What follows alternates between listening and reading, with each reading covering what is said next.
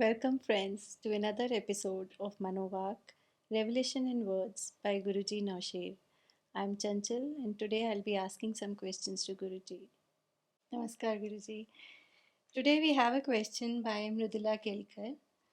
She asks that can Guruji enlighten us on the topic of death, afterlife, astral world, and rebirth? Okay. Yeah, that is a very interesting topic because everyone has to die someday, one day.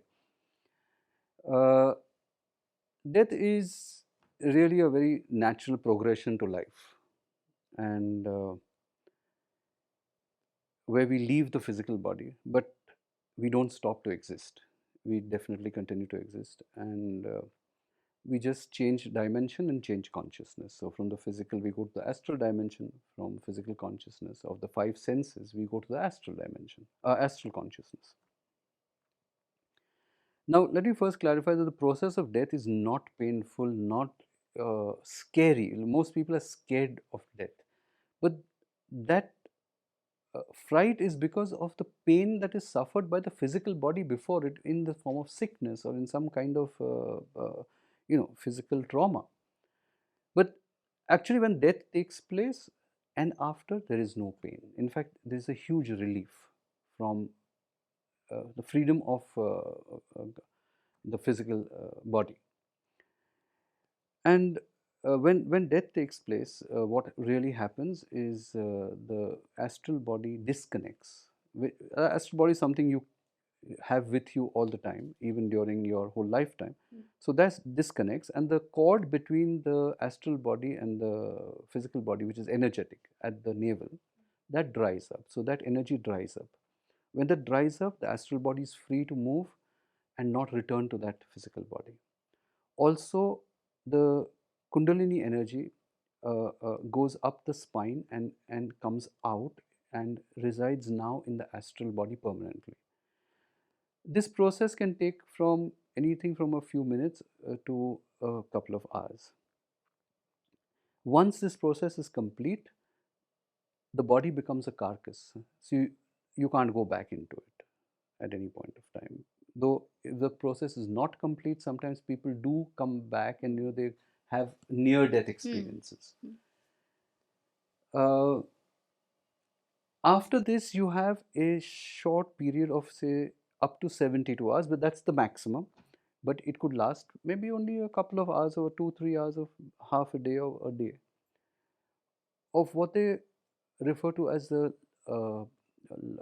life review. So, what the soul does is it quickly reviews its life that it has lived, sees what work it has done, the karmas it has built up, what it should have done according to its destiny or blueprint, what it didn't do, what decisions it made, what poor decisions it made, what good decisions it made. And according to the sum total of your life, the astral body assumes a vibration.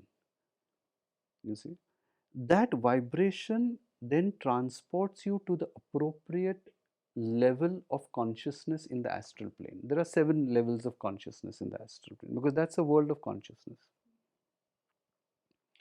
So there are 7 levels, and you gravitate naturally to that level which agrees with your vibration. So if you have had a lifetime where you have done things where it lowers your vibration, where you've harassed people, harmed people, and led a very, I would say, uh, unenlightened life, then you are going to go to those levels of consciousness which are lower and which are more oppressive and uncomfortable in the astral realm. And the higher ones, the fifth, sixth, and seventh, which are colloquially called heaven. The others are colloquially called hell. So if your vibrations match with the higher realms, then you naturally gravitate to that part of the astral world. Now, the existence in the astral world is also very natural because it's a two-dimensional world. Like we have a three-dimensional world. We have depth. They don't have depth. They have just length and breadth and light. So, but otherwise, it's very much like uh, uh, the world that we see around us. Only thing is that our senses don't function. So you don't have the five senses in the way that we enjoy them in the physical form. They are in seed form. There are no organs. Like there is no speech, there is no digestive system, there are no sexual organs. So your life there is very different from what it is on earth. And actually, I would say that is home. This is school. So you've come to school for some time and then you return back home. And uh, there are a lot of things you can do in your astral form. It's not that you are redundant, uh, but I won't go into that in much detail. But most of the time, unless you are uh, uh, uh, gainfully employed in some activity in the astral world, what you normally do is plan your next lifetime, which is one of the major responsibilities you have over there. Because each soul must agree to what kind of a life it wants to lead in the next lifetime, and you kind of participate in the preparation of your blueprint. Because you cannot escape coming to the planet again. If you have karmic debt, it has to be settled in physical form on planet Earth. I mean, that's the contract. So you obviously have to uh, plan your next lifetime for many things, to clear up karmic debt, to learn lessons, to evolve. There are so many things that would necessitate you to take another birth. So that's how you plan the next birth, and then at the appropriate time, at the appropriate opportunity, you come from the astral back into the physical through the birth canal or through the process of birthing. So this is the little cycle that keeps going on indefinitely till you are free from that cycle. Yeah. by, And how by much moksha. time does the soul spend in this astral world? What is the time span roughly? From what to what? What is the range? It's completely elastic. I mean, there is no set time. You could come back in a few days, which is rare. A few months, very possible. But normally, a soul rests for some time because it's gone through a lot of badgering in the physical plane. So they need to rest and they need to plan. So anything between 5 to 100 years, you could lie around. You could lie around for more. You could lie around for 1,000 years if you want. I mean, that is entirely up to you. So there is no set time that okay, you have to return in this much time. But as long as you have karmic debt, you have to return sometime.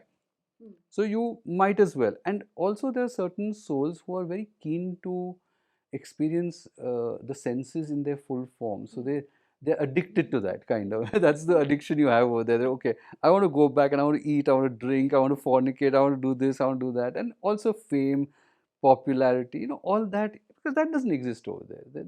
It's not part of the astral world. So they are keen to come here at the risk of pain, because this is the physical is the thing of pain. It's a world of pain. So at the risk of the potential to suffer pain, they would want to take a physical birth. So there is no minimum healing period. No, there's no minimum healing period. It can be as soon as you want it to. I mean, you're ready to go, you're good to go, as long as your new contract is signed. Sort of. It's an energetic signature. But as soon as you agree to your next blueprint or destiny, you can come back. Yes. Fine. Thank you, Guruji, for giving us clarity on this very important topic. Thank you.